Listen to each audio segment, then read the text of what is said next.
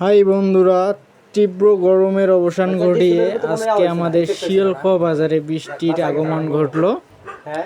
এতে দেখা যাচ্ছে সকলেরই মন একটু খুশি খুশি।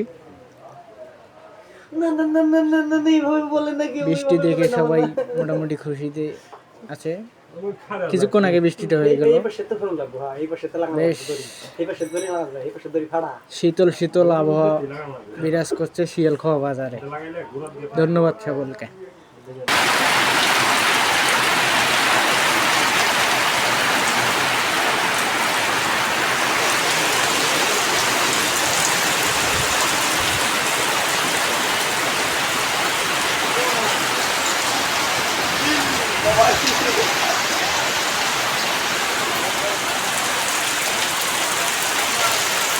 বিড়ি খান